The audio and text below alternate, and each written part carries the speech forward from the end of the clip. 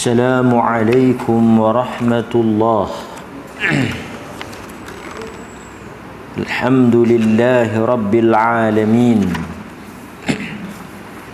Wassalatu wassalamu ala asyrafil anbiya'i wal mursalin wa ala alihi wa sahbihi ajma'in. أشهد أن لا إله إلا الله وحده لا شريك له وأشهد أن محمدا عبده ورسوله أما بعد. Hadirin mukminin, tuan-tuan muslimin muslimat yang dirahmati oleh Allah Azza wa Jalla, kita bersyukur kepada Allah kerana pada malam ini kita dapat sekali lagi menyambung kuliah kita berhubung dengan larangan-larangan yang disebut sama ada daripada Al-Quran ataupun larangan daripada hadis Nabi sallallahu alaihi wasallam. Pada malam ini tuan-tuan, kita akan bercakap tentang satu lagi larangan. Minggu lepas kita sentuh berhubung dengan larangan jual beli yang mempunyai unsur gharar. Nabi sallallahu alaihi wasallam larang jual beli itu haram. Jual beli itu haram. Yang melakukannya itu berdosa lah, iaitu menjual dalam keadaan berlakunya unsur ketidakpastian atau ada unsur ghish, penipuan yang mengakibatkan sebahagian pihak, terutamanya pembeli, dianiaya. Nabi larang daripada bai' al-gharar, jual beli gharar. Kita dah ulas dalam kuliah yang lepas. Pada malam ini tuan-tuan, apa yang saya nak kongsi dengan tuan-tuan dan puan-puan yang dikasihi oleh Allah Subhanahu wa ta'ala, iaitu hadis ataupun larangan berdiri seorang diri di belakang saf. Yang kita nak bincang malam ni tuan-tuan, tajuk dia apa? Larangan berdiri sendirian, munfarid. Dia berdiri seorang-seorang di belakang saf. Apa hukum dia? Apa hukum? Pertama, sabit daripada Nabi larangan berdiri di belakang saf seorang-seorang, tak boleh. Cuma yang menjadi perbezaan pendapat di kalangan fuqaha, ulama-ulama mazhab, ialah larangan itu membawa kepada haram atau sekadar makruh. Dan apa status orang yang salat dia seorang ya dalam saf tu? Dia mari-mari dia duduk seorang-seorang dia. Apa jadi pada salat itu? Kerana kita kata dalam hadis Nabi larang, Nabi tak bagi. Bahkan dalam sebahagian riwayat Nabi kata ulang balik. Siapa yang semayang seorang-seorang tu, lepas dia habis tu, dia kena semayang lain. Jadi apa perbincangan para fuqaha di dalam tajuk ataupun dalam bab ini, kita akan tengok apa yang dibahaskan. Kalau kita tengok antara dalil yang dijadikan asas kepada larangan berdiri ataupun larangan duduk sorang-sorang ni, tak ada orang lain di belakang saf. Maksudnya saf pertama tu penuh, dia mari, dia duduk sorang-sorang. Apa hukuman dia ataupun apa hukum dia? Daripada Wabisah. Tuan-tuan kena ingat nama ni kerana ini hadis yang menjadi perbincangan di kalangan para ulama. Daripada Wabisah bin Mi'bad Al-Juhani radhiyallahu an. Wabisah. Hadis ni dikenali hadis Wabisah lah. Dia kata bahwasanya Rasulullah sallallahu alaihi wasallam ra'a rajulan. Wabisah cerita ada satu orang laki-laki, Nabi tengok, ra'a, Nabi nampak satu orang laki-laki, dia salat wahdah, seorang-seorang, dia belakang saf. Belakang saf. Cuma kita, sebelum kita nak lanjut hadis Wabisah ni, kita sebut dalam beberapa pertemuan dalam kelas dan kuliah kita, apabila kita mari ke masjid, kita nak mulakan saf, yang pertama hendaklah kita memenuhi saf yang pertama. Kita hendaklah memenuhi saf yang pertama, baru kita boleh buka saf yang kedua. Duka cita apabila berlaku hal yang seumpama dengan kejadian-kejadian yang di depan kita, tuan-tuan, khususnya di dalam bulan Ramadan Al-Mubarak, kita dapati sebahagian orang bila dia mari, dia saf ikut suka dia. Barangkali mungkin kerana kejahilan, mungkin kerana jarang-jarang mari masjid.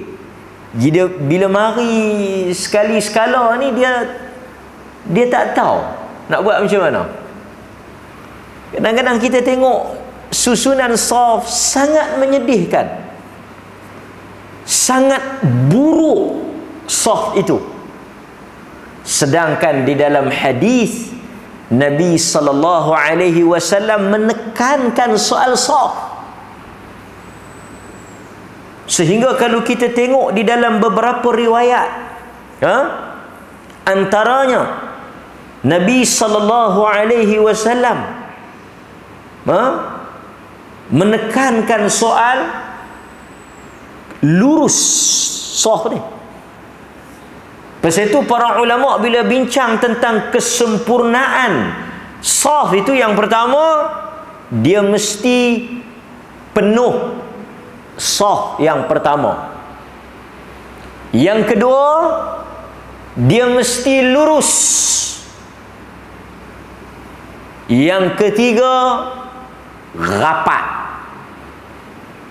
Dia mesti penuh saf yang pertama, lurus, tidak bengkang-bengkok, tak ada yang depan, tak ada yang belakang, tak ada yang kaki mai kot ni, dia sama, straight.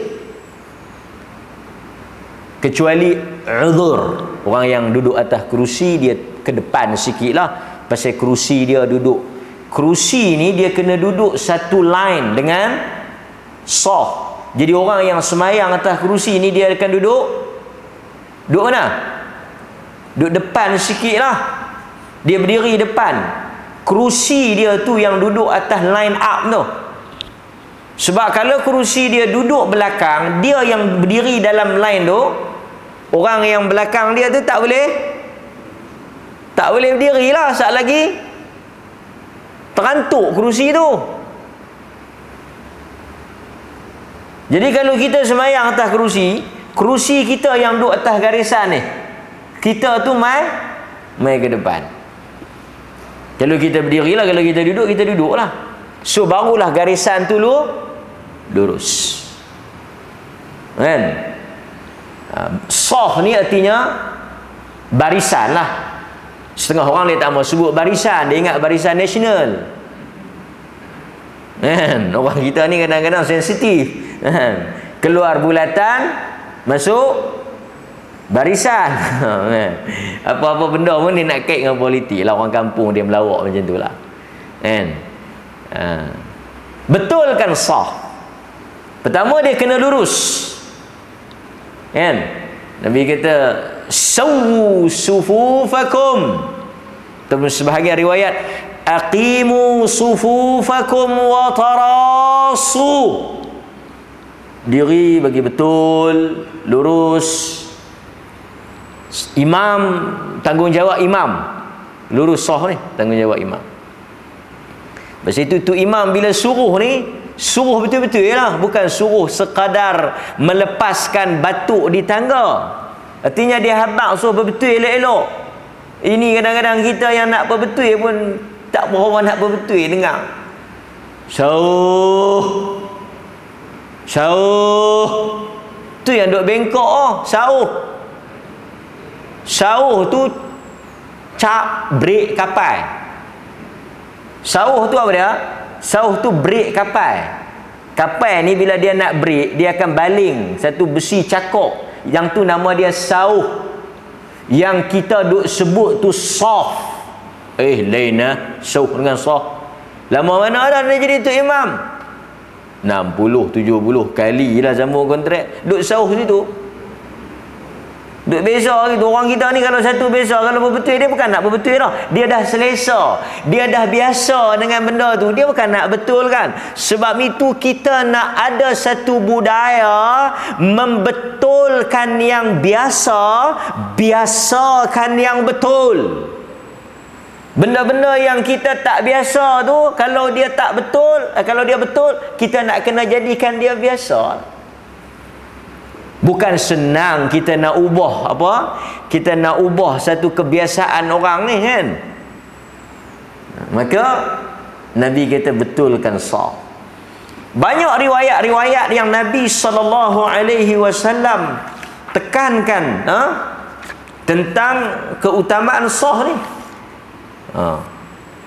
Jadi saya ringkaskan kepada tuan-tuan, apabila kita sebut sempurnakan saf, dia ada 3 komponen atau 3 poin yang digariskan oleh para ulama. Pertama, dia hendaklah memenuhkan saf yang awal, barulah dia boleh buka saf yang kedua. Ini tak, tuan-tuan tengok bulan puasa hari tu, saya dah sebut dah sekali. Bulan puasa itu dia buka, yang pertama penuh, yang kedua tak penuh, yang ketiga dia dah buka, yang keempat dia dah buka. Jadi dia jadi macam satu saf. Yang pertama penuh 20, saf yang kedua 10, saf yang ketiga 7. Dia jadi begitu. Patutnya 20, yang kedua dia isi 10, boleh bagi 10 lagi. Dia pergi 7, dia pergi 8. Pasal apa? Pasal kami nak tuang awal. Segan nak berjalan daripada pintu tu mai masuk saf, segan. Kadang-kadang mai tu kerana budaya. Bini duk hingat, abang tak pi tarawih ke? Pi lah, bila pi tak ada ilmu ni dia jadi macam tu. Duduk pacak ikut dan. Bila orang panggil, ketegang. Penuhkan saf. Tu imam duk sebut, ni ada lagi yang kosong ni, mai penuhkan. Tak, dia duk terpacak tu, keras kepala. Setengah masjid bagus HJK dia pegang kayu, tapi tak akan sakai lah, sekali jadi berita pula. Tapi dia pun cekah juga, pergi depan tu. Baru dia nak pi. Tuan-tuan, itu yang orang Melayu duk habaq tu. Melentok buluh biak dari rebuh. Mai masjid dah buluh dah. Saya boleh lah kata kat tuan-tuan, saya tuan-tuan duk mai kan. Yang saya kata ni hak tak mai tu. Saf ni benda asal. Satu orang bila dia nak salat, nombor satu kewajipan yang dia nak kena perbetul untuk dikatakan salat itu jamaah yang sempurna apa? Kesempurnaan salat itu bergantung kepada saf. Duka cita lah orang Islam ni, berapa puluh tahun dah dia duduk semayang saf. Lepas tu dia bercakap soal apa? Soal kesatuan umat, kita nak kena bersatu padu, kita nak kena berganding bahu dan sebagainya. Nabi SAW kata, sesiapa yang tidak meluruskan safnya, tidak menyempurnakan safnya, Allah akan membolak balik hati mereka. Tak mungkin mereka boleh bersatu. Bila kita rapat, tengok tuan-tuan, kita rapat tak ada perbezaan di sebelah kita siapa, di kiri kanan kita siapa, kita duduk satu, kan? Tak ada istilah darjat dalam saf. Agama nak ajak untuk kita bersatu dalam saf. Apa perbezaan parti ke, pahaman ke apa, bila kita duduk satu saf, satu line. Kan? Baik. Yang kedua, meluruskan saf supaya tidak bengkang bengkok. Yang ketiga, merapatkan saf dalam erti kata yang sebenarnya. Banyak kalau kita nak tengok hadis-hadis Nabi sallallahu alaihi wasallam, antaranya Nabi kata apa? La tusawwunna sufufakum. Nabi kata perbetullah elok-elok saf kalian. Dalam hadis yang diriwayatkan oleh Al-Bukhari dan Muslim, Nabi kata la tusawwunna sufufakum. Jaga elok-elok. Betul, sawi, bagi sama. Sawi, bagi sama.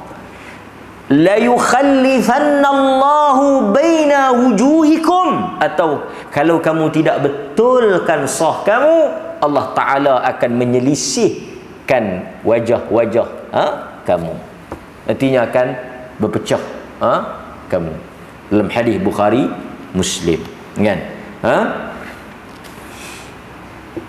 Bahkan dalam riwayat Muslim, sahabat cerita, Nabi sallallahu alaihi wasallam cek saf sebelum baginda bertakbir. Apabila baginda ingin bertakbir, baginda nampak ada dada yang maju ke depan. Bukan perut, dada. Perut tak payahlah. Tak macam mana kan? Perut memang dia pergi dulu. Itu dia panggil apa? PJK. Saya pun tak tahu, tapi dia boleh kata perut kita ni dia pergi ke depan kan. Dada, artinya bila dada tu dia memang macam ke depan sikit lah. Nabi SAW kata apa? Wahai hamba-hamba Allah, ibadallah, betulkan sah. Nabi tegur. Tu nak sembahyang, Nabi tengok pergi ke depan, Nabi kata apa betul? Sekejap lagi Allah Ta'ala bolak balikkan hati kalian. Banyak lagi hadis-hadis tentang keutamaan sah. Jadi kata Wabisah bin Mi'bad Al-Juhani ni, dia kata bila Nabi tengok lelaki itu salat seorang diri di belakang saf, apa yang Nabi buat? Nabi mengarahkan dia untuk ulang balik. Nabi tengok dia duduk seorang-seorang, Nabi pusing-pusing tengok dia seorang-seorang dia. Nabi kita semayang balik. Mazhab yang pertama dia kata apa? Mazhab yang pertama mazhab Ahmad Ibn Hanbal, mazhab Hanbali. Mazhab Hanbali kata haram duduk seorang di belakang, dan siapa yang duduk seorang di belakang tidak sah salat tersebut, berdasarkan hadis Wabisah. Disandarkan juga pandangan ini kepada Ibnu Khuzaimah, dan juga pandangan ini disandarkan kepada siapa? Ishaq bin Rahuyah. Jadi ada di kalangan fuqaha, khususnya mazhab Hanbali, kalau dia tengok siapa-siapa yang sembahyang seorang-seorang, dosa, haram, dan salat itu batal. Salat itu batal. Tak boleh. Pendek kata tak boleh. Geng yang pertama kata tak boleh. Okey. Walau bagaimanapun tuan-tuan hadirin mukminin, ada satu lagi hadis yang mana Nabi sallallahu alaihi wasallam macam dia longgar sikit. Hadis apa? Ini tuan-tuan biasa dengar. Hadis yang daripada luar dia dah rokok lah. Hadis tadi hadis Wabisah. Nabi suruh ulang. Hadis yang kedua, hadis yang nampak macam Nabi memberikan sedikit kelonggaran. Maksudnya macam dia tak pergi sampai kepada tak sah tu. Dia tak pergi kepada haram tu. Dia hanya sekadar makruh. Artinya apa? Salat tu sah, tapi dibenci perbuatan duk seorang-seorang tu. Makruh. Tapi boleh tak? Boleh. Ini ialah pandangan yang disandarkan kepada mazhab Asy-Syafi'i rahimahullah. Jadi kalau tuan-tuan tanya pandangan mazhab Syafi'i ni kata apa ustaz? Kalau kita tengok dalam mazhab al-Imam Syafi'i rahimahullah, pandangan dalam mazhab Syafi'i seperti yang disebut oleh An-Nawawi dan yang lain-lainnya, hukum duduk di belakang sah seorang-seorang makruh, tetapi salat itu sah.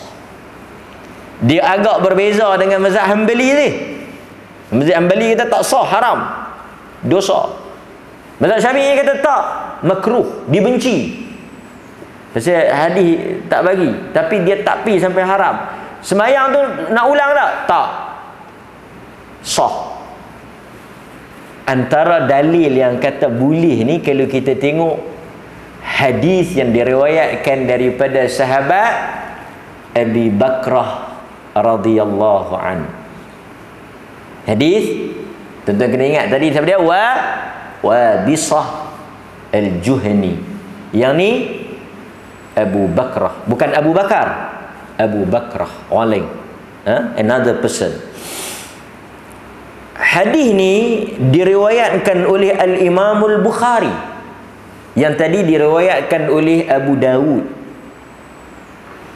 An Abi Bakrah annahu intaha ila an-nabi sallallahu alaihi wasallam wa huwa raki'un faraka'a qabla an yusalli ila as-saf.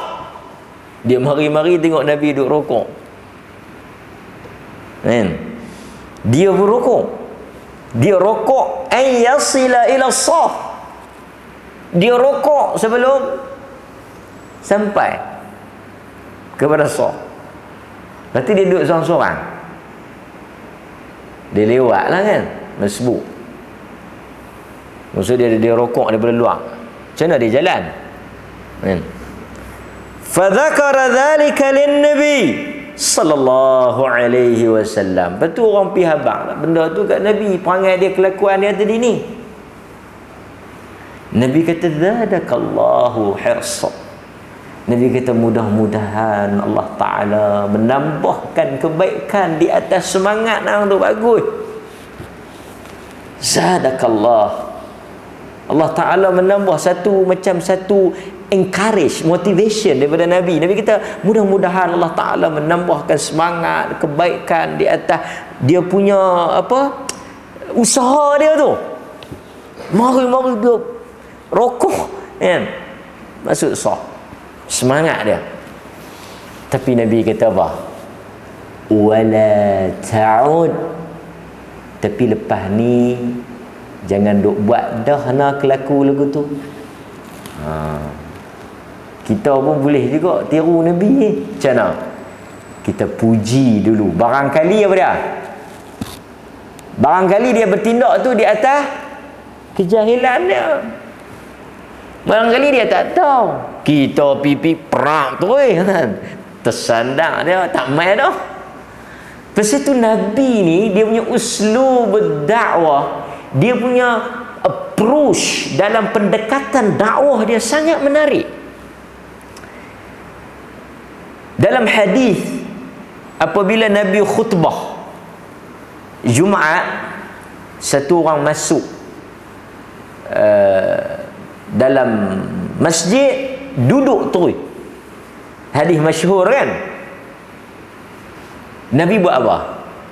Nabi tanya, ar-raka'ta rak'atain? Nabi kata, ar-raka'ta, adakah kau telah rokok? Adakah kau telah semayang 2 rakaat tahiyatul masjid lah? Adakah kau dah semayang 2 rakaat? Dia kata tak lagi. Dia beritahu kat Nabi, dia duduk tu dia tak semayang lagi. Tu yang ulama kata kalau kita duduk, kita masuk-masuk kita duduk tu, kita nak makik semayang masih boleh. Kalau kita dah duduk dah, bercakap dah sikit kan, duduk, patutnya kita masuk-masuk terus kita semayang. Tapi Nabi ni lepas dengar kata kawan tu tak semayang lagi, Nabi kata mankum warka' wa tajawaz. Nabi kata mangkik, buat 2 rakaat ringkas. Maksudnya sebelum Nabi suruh tu, Nabi cek dulu. Sebelum Nabi nak apa, kita kata mungkin nak sembung lah tu kan, nak perbetul, nak tegak tu, Nabi cek dulu. Saya gogon kalau kita apa dah tua-tua pun kan. Kan? Apa duduk terus, manalah tahu, dia tak tahu kan, dia ingat Nabi tanya. Lepas dia rabak kata tak, Nabi ajak dia. Rahmat Nabi. Demikian juga dalam hadis Bukhari tentang orang yang kencing. Kan? Sampai kawan tu kata apa?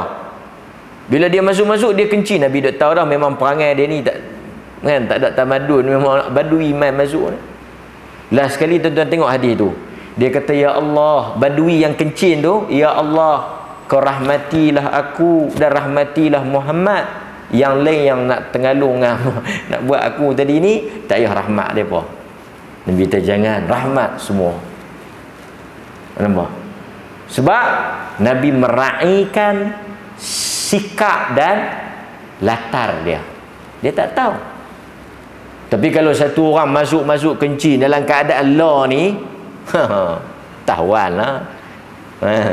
Takkan tak tahu lagi. Melainkan sebab itu. Sebab itu tuan-tuan saya nak kata, sebelum kita nak piduk katuk orang tak ketahuan hala, kita pergi tengoklah kot tak sihat. Agama ni dia ada kesantunan. Kan? Saya tengok memang kita marah. Mana-mana Muslim mukmin tak akan boleh terima orang hina Nabi. Tak ada siapa pun.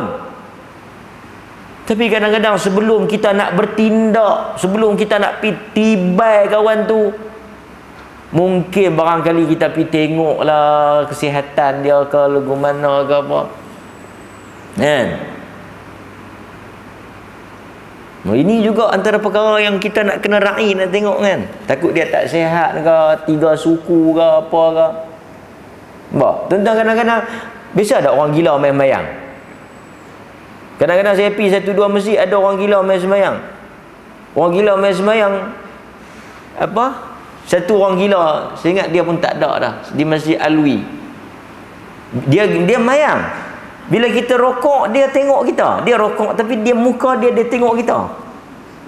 Dia perhati kita. Kita duk rokok subhana rabbiyal azim. Dia duk tengok kita.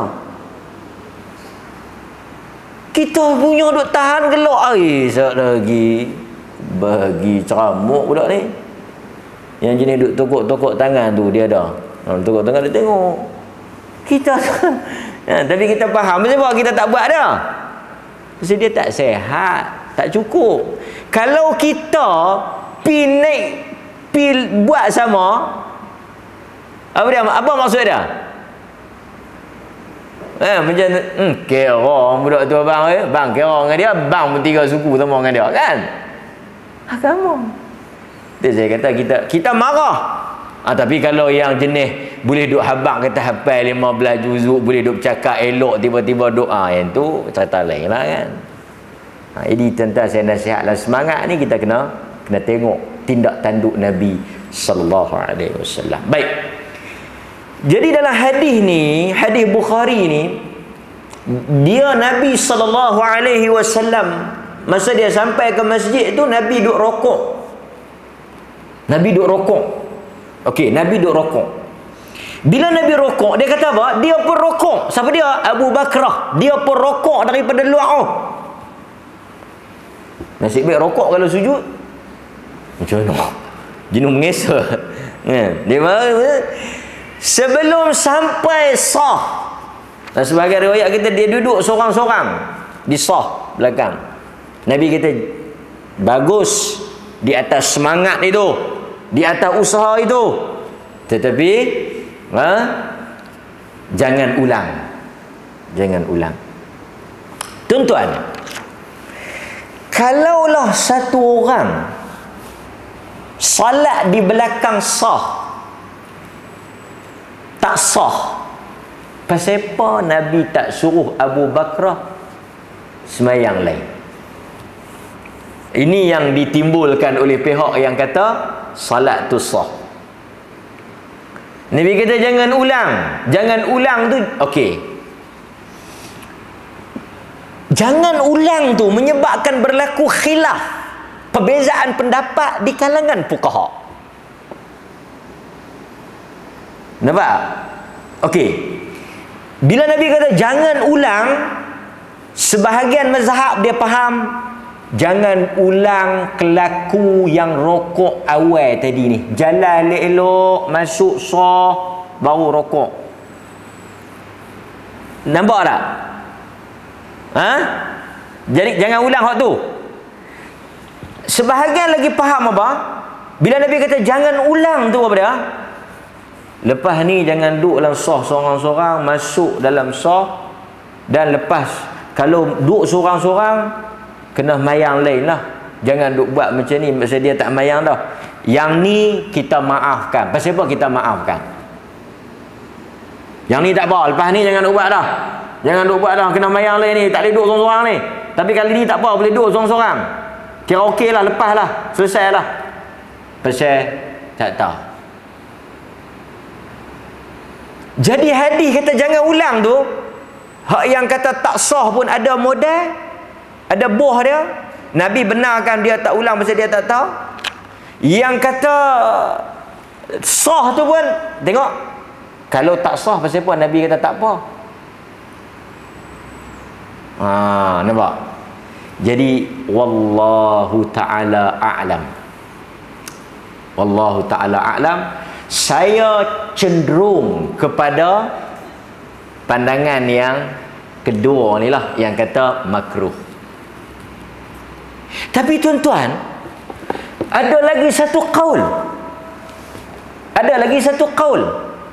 Qaul apa? Qaul ketiga.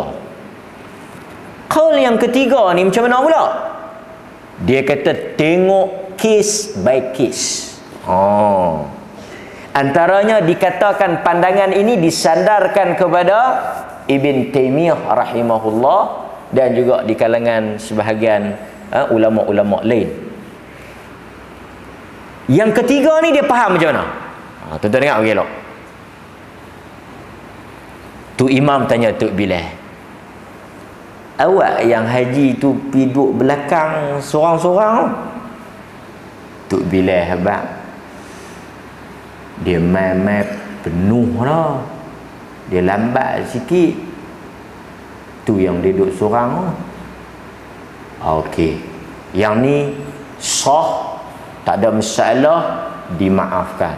Pasal beyond control, dia main-main dah penuh, bukan dia nak duduk seorang. Pandangan yang ketiga ni dia rincikan, dia case by case.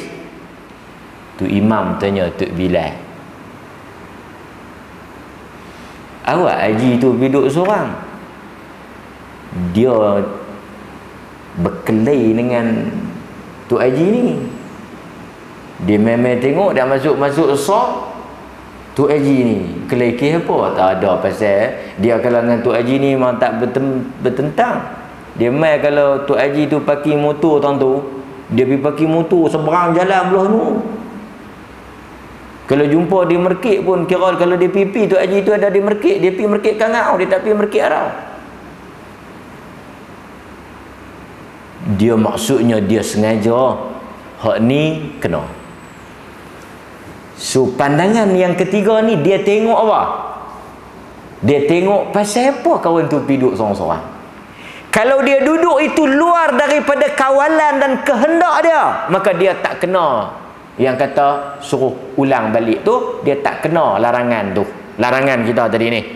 Tapi kalau dia bertindak di atas pilihan dia sengaja tak pergi duduk sah depan yang ada kosong, dia pergi duduk sah seorang-seorang belakang, pasal dia mungkin ada peribadi dan sebagainya yang tak kaitan dengan agama, maka yang ni tak sah. Ni pandangan yang ketiga. Okey, tak apalah, cerita bila pandangan saya pun cerita bagi tuan-tuan dengar luasnya pun apa fuqaha bincang. Okey, oleh kerana kita pegang makruh lah no, pegang makruh lah senang. Mazhab Syafi'i kita makruh. Oleh kerana di sisi mazhab Syafi'i dia pegang makruh, dia kata kita kena raikanlah juga yang kata tak sah tu. Sayau juga. Kita nak khuruj, kita nak keluar minal khilaf. Yang pertama kata siapa yang semayang seorang-seorang belakang batal. Whatever, by hook by crook batal. Dia pilih ke tak sengaja ke apa ke batal. Dia kena tunggu orang bagi semayang kan. Mazhab Syafi'i kita ada makruh ya sah, tak apa boleh mai seorang-seorang mayang lah. Tapi dia nak raikan juga yang kata batal tu, supaya tak masalah sangat Di sisi mazhab Syafi'i dia sunatkan. Di sisi mazhab Syafi'i dia sunatkan apa? Kita main-main tengok seorang, jahannam aku. Jam. Tak haram pun makruh. Tak haram pun makruh. Macam mana nak keluar ni? Nak keluar daripada haram, nak keluar daripada makruh. Macam mana? Ada tak jalan keluar? Kalau dia mayang juga, kalau ikut yang pertama haram batal. Kalau ikut yang kedua makruh tapi sah. Dia nak keluar, haram pun tak mau, makruh pun tak mau. Di sisi mazhab al-Imam Syafi'i dia tarik hak depan tu mai teman kita. Jadi jadilah kita berdua-duaan. Bila berdua-duaan tarik hak laki lah yang bila tarik hak kita tarik lagi ni, tarik Allah takbir lu, Allahu Akbar, kita pun tarik. Yang ditarik hendaklah memberikan kerjasama penuh. Sat lagi kawan tu tarik, betul ni. Jangan main-main tuan-tuan. Jangan main-main. Banyak kes yang kita dapat, kes nak rapat sah kan. Dia kawan ni mengaji kena rapat, Allahu Akbar, dia duk tarik. Kawan tu lah kali dia sigung. Bagi apa ni yang tarik-tarik apa? Kadang-kadang kita nak buat benda tu dalam keadaan realiti masyarakat jauh daripada dalil, jauh daripada sunnah, jauh daripada suasana pengajian. Kita tarik tu memang ada hadis. Umar kadang-kadang dia tarik. Bukan dia tak, kita kuat ni berdiam. Kan? Pasal tu kadang-kadang bahaya kita Allahu Akbar kita tarik, dia tak mai. Kita pula tarik lagi. Tak mai. Mai lah. Tarik. Tarik dia. Terlentang kawan tu. Kan? Satu bar lah. Di sisi mazhab memang betul tuan-tuan. Di sisi mazhab al-Imam Syafi'i sunat tarik orang depan mai duduk dengan kita. Bila kita tarik orang depan mai duduk dengan kita, maka keluarlah kita daripada yang haram tadi, keluarlah juga kita paling rendah pun makruh. Maka bila kosong tu merapatlah. Merapat. Kan? Baik. Inilah apa yang boleh kita sebut dan kita bincangkan tentang larangan. So tuan-tuan tahu nah, larangan ini ada qaul, ada pandangan yang mengatakan haram dan membatalkan salat, khususnya di sisi mazhab Imam Ahmad ibn Hanbal. Ada yang kata makruh, masih sah di sisi mazhab al-Imam Syafi'i dengan dia mensunatkan untuk tarik supaya orang duduk sekali. Dan juga ada pandangan yang ketiga yang dia merincikan keadaan demi keadaan. Inilah yang dikatakan fiqh. Setiap orang ada dalil. Bahkan sebahagian fuqaha kata al-Imam Syafi'i tidak menerima hadis wabisah tadi. Kerana bagi dia hadis wabisah tadi ni dhaif. Hadis yang kata kena ulang balik itu lemah. Jadi bila lemah, kita ambil hadis. Hadis Abu Bakrah ni hadis apa? Hadis Bukhari. Hadis Bukhari kata tak payah ulang. Nampak? Baik, hadirin mukminin, itu okey. Kemudian sikit lagi kita nak sebut pada tuan-tuan. Ini juga saya ingat berkaitlah dengan apa? Sah ni. Bila kita mari, kita nak pacak diri tahu mana? Kan? Kita nak diri di mana? Permulaan kepada sah. Wallahu ta'ala a'lam. Bila kita tengok di dalam riwayat-riwayat yang ada, antaranya riwayat Abu Dawud. Riwayat Abu Dawud daripada Abu Hurairah. Nanti tuan-tuan mari, tuan-tuan tak tahu nak duduk tang mana. Tuan-tuan nak duduk ujung sana ke, nak duduk ujung belah kiri ke, tuan-tuan nak berdiri di mana? Kalau kita tengok ada riwayat daripada Imam Abu Dawud, daripada sahabat Abu Hurairah radhiyallahu an, wassitu al-imam wasuddul khalal, jadikan imam berada di tengah kamu dan tutuplah ruang kosong pada sah. Jadi di hadis ni, hadis yang kata wassitul imam, duduk tengah imam tu, menunjukkan apa? Menunjukkan kita mula kepada saf itu di tengah belakang imam. Kemudian kita bolehlah berat sebelah kanan. Ada riwayat yang kata para malaikat, walaupun riwayat ini dipertikaikan di kalangan ahlul hadis, ada yang kata dhaif, ada yang kata hasan. Apa dia riwayat tu? Riwayat yang mana Nabi kata malaikat bersalawat kepada orang yang berada di saf kanan. Tapi kalau kita tengok dalil-dalil umum pun belah kiri ke kanan yang bagus? Mana bagus? Kanan ke kiri? Kanan. Aisyah kata kanan Nabi yu'jibuhu at-tayammun fi tana'ulihi wa tarajjulihi wa fi kulli sya'n. Nabi ni dia suka belah kanan, dia sikat rambut belah kanan, dia pakai kasut belah kanan, tana'ulihi, dia selum kasut belah kanan, dia sikat rambut belah kanan dulu. Dia setiap urusan dia belah kanan. Kanan ni bagus. Jadi sahabat berebut nak duduk belah kanan, tapi dia mula tengah kanan. Dan Nabi suruh kita apa? Wasuddul khalal. Nampak ada ruang-ruang kosong, kita penuhkan. Kerana ruang-ruang kosong ni kalau kita tak penuh, siapa masuk? Syaitan. Jadi mudah-mudahan tuan-tuan, setakat itu sahajalah perbincangan kita. Mudah-mudahan larangan ini memberikan faedah kepada saya yang bercakap, kepada tuan-tuan yang mendengar. Saya sudahi dengan apa yang tuan-tuan dengar. Qulu ma sami'tum astaghfirullahal azim li wa lakum. Saya mohon ampun kepada Allah untuk saya dan tuan-tuan. Mudah-mudahan Allah merahmati majlis ini. Wassallallahu ala nabiyina Muhammad wa ala alihi washabbihi wasallam. Alhamdulillahirabbil alamin. Wassalamualaikum warahmatullahi